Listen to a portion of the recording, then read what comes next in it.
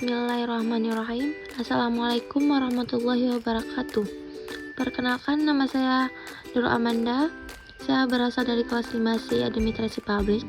Saya ingin mempresentasikan hasil tugas saya yang berjudul Pajak Penghasilan. Apa itu pajak penghasilan? Yaitu pajak yang dikenakan karena ada subjeknya yang telah memenuhi kriteria yang telah ditetapkan dalam peraturan perpajakan. Subjek pajak penghasilan umum yaitu ada orang pribadi, warisan yang belum terbagi, yaitu ada badan dan bentuk usaha tetap.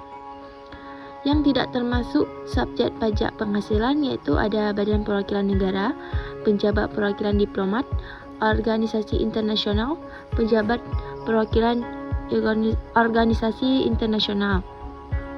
Yaitu selanjutnya ada subjek pajak dalam negeri.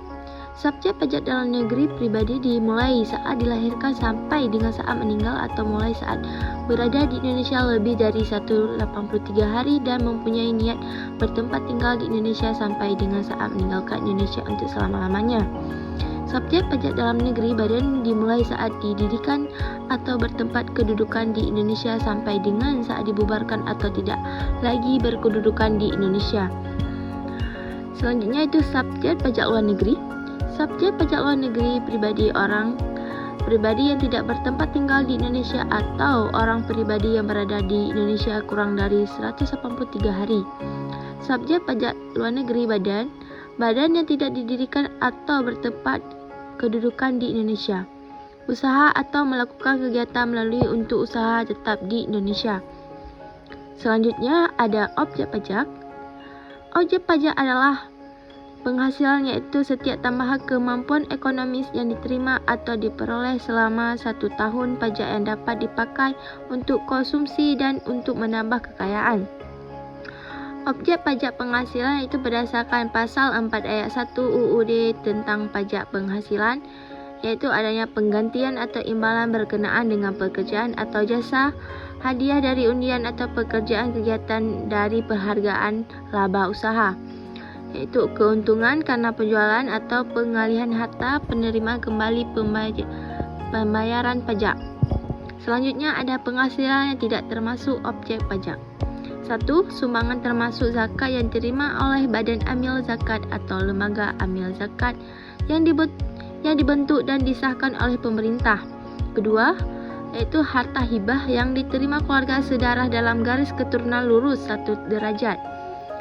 Yang ketiga ada warisan. Yang keempat yaitu imbalannya sehubungan dengan pekerjaan atau jasa yang diterima dalam bentuk natura atau kenikmatan. Kelima, ada pembayaran klaim dari perusahaan asuransi kepada orang pribadi. Difindes dengan syarat, yaitu berasal dari cadangan laba ditahan, kepemilikan saham pada badan yang menerima difindes paling rendah 25%. Yaitu nomor 7 ada iuran yang diterima dana pensiun yang pendiriannya disahkan oleh Menteri Keuangan. Dan yang ke-8 ada bagian laba yang diterima anggota dari CV, persekutuan, perkumpulan, firma dan kongsi yang modalnya tidak terbagi atas saham. Yang ke-9 adanya beasiswa. Yang ke-10 sisa lebih dari lembaga nirlaba yang bergerak di bidang pendidikan dan atau bidang penelitian dan pengembangan yang ditanamkan kembali dalam bentuk saranan dan prasaranan.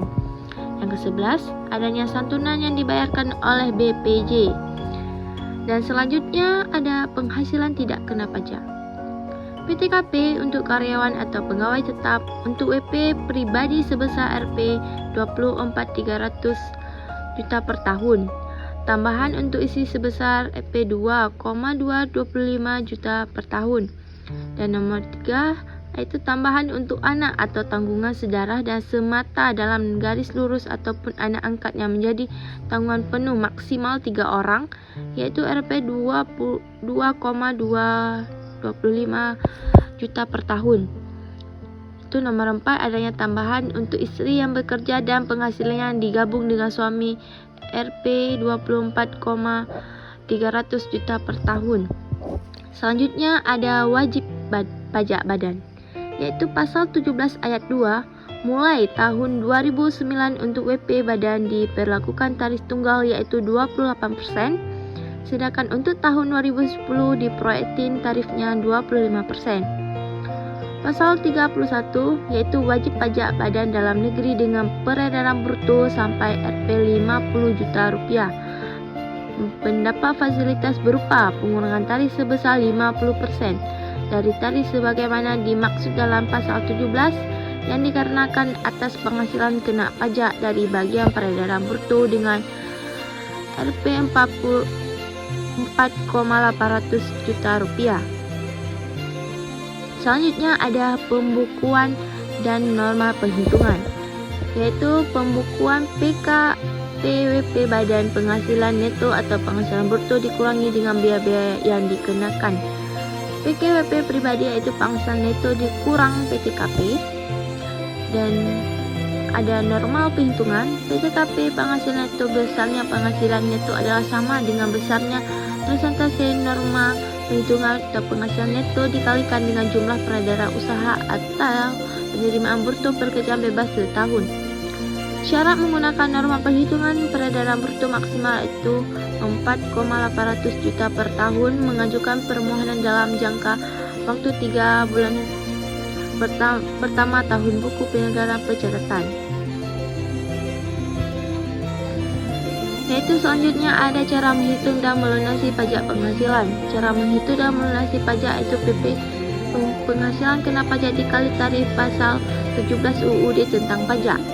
Cara melunasi pajak penghasilan yaitu pelunasan pajak pada tahun berjalan, pembayaran sendiri oleh WP atau PPh pasal 25, yaitu pembayaran melalui pemotong atau pemungut atau pihak ketiga. Dan yang keempat itu pelunasan pajak setelah tahun pajak berakhir. Selanjutnya ada pembayaran pajak karena kurang sektor atau pajak berutang tahun berjalan dikurang pajak yang telah dilunasi pada tahun berjalan. Selanjutnya ada membayar pajak kurang sektor menurut SKP dan SPP. Dan sekian, terima kasih.